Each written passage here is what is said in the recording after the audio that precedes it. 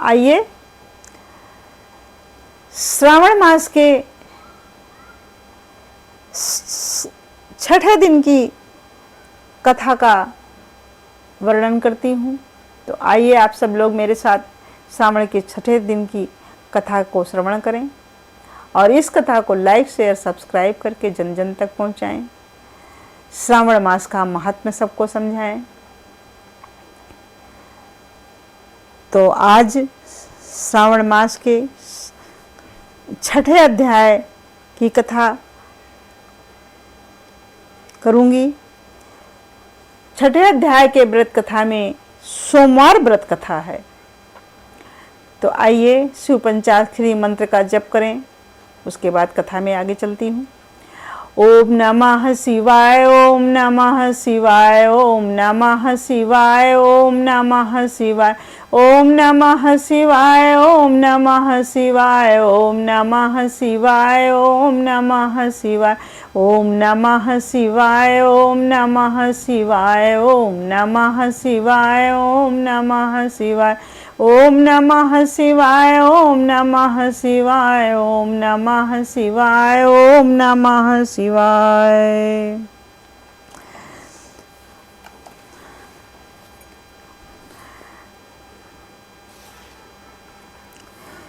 श्रावण मास के छठे अध्याय की कथा।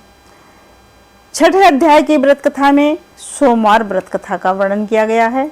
तो आइए सुनते हैं। सनत कुमार से ने भगवान शंकर से कहा, हे महादेव, मैं सब सुखों को देने वाले महात्मा को सुना। अब मेरी इच्छा श्रावण महीने के सोमवार व्रत की कथा सुनने की हो रही है। कृपया मेरी जिज्ञासा शांत करें। भगवान शंकर ने ब्रह्मापुत्र सनत कुमार से कहा, हे सनत कुमार, रवि मेरी आंख है, उसका महात्म्य भी श्रेष्ठ है।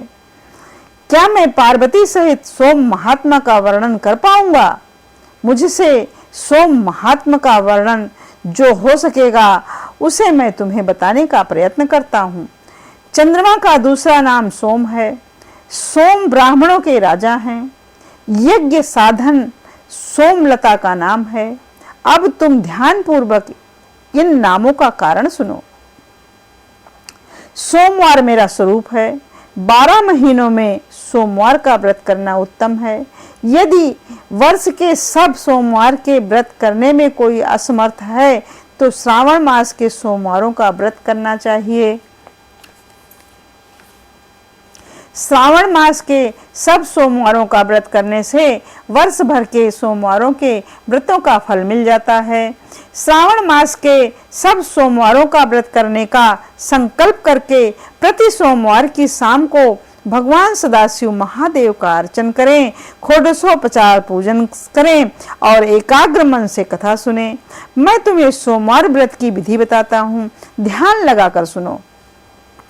श्रावण मास के पहले सोमवार के दिन भली भांति स्नान कर श्वेत वस्त्र धारण कर काम, क्रोध, अहंकार, द्वेष, चुगली आदि को त्याग देना चाहिए।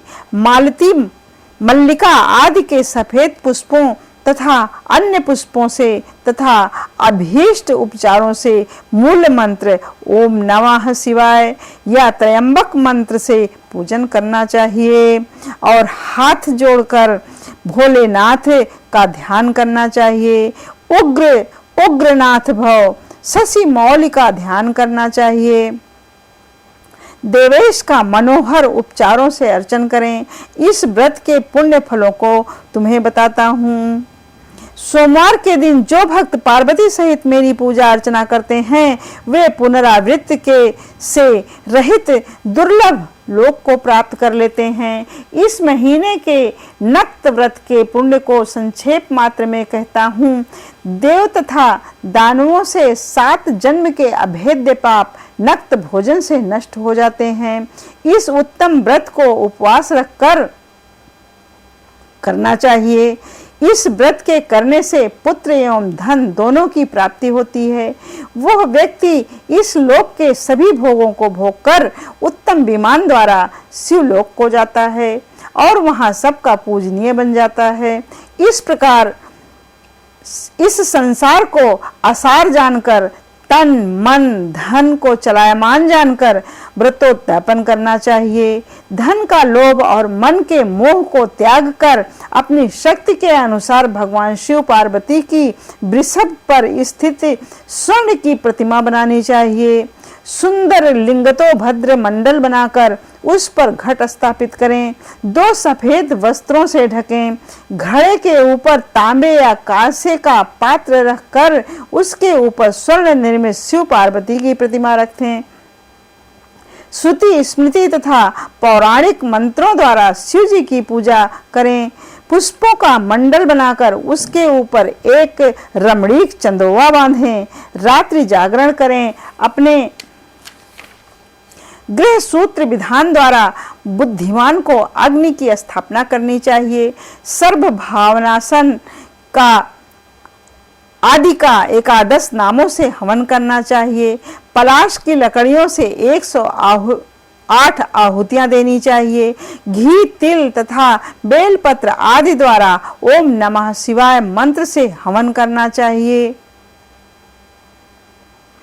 इसके बाद आचार्य का पूजन कर दक्षिणा में गौ देनी चाहिए। 11 ब्राह्मणों को भोजन कराकर उनको कांसे के घड़े देने चाहिए। देवता पर चढ़ी सामग्री आचार्य को दें और प्रार्थना करें कि मेरा व्रत पूर्ण हो जाए। इस व्रत से भगवान शिव प्रसन्न हो। आदर पूर्वक हाथ जोड़कर पहले ब्राह्मणों को फिर आचार्य को विदा करें। इसके बाद बंधु बांधुओं सहित भोजन करें। जो विधि विधान से इस व्रत को करता है उसकी सारी इच्छाएं पूरी होती हैं। अतः अंत में वो उत्तम विमान में बैठकर शिवलोक में जाता है, जहां उसे आदर सम्मान प्राप्त होता है। सबसे पहले सोमवार को भगवान वासुदेव ने किया था। सोमवार व्रत के महात्म्य को जो प्राणी सुनेगा वो भी इस व्रत के फल का भागी होगा। अब सोमवार के छठे दिन की कथा विराम लेती है मित्रों। तो आइए शिव पंचाक्षरी मंत्र का जप करें। ओम नमः शिवाय, ओम नमः शिवाय, ओम नमः शिवाय, ओम नमः शिवाय, ओम नमः शिवाय, ओम नमः शिवाय।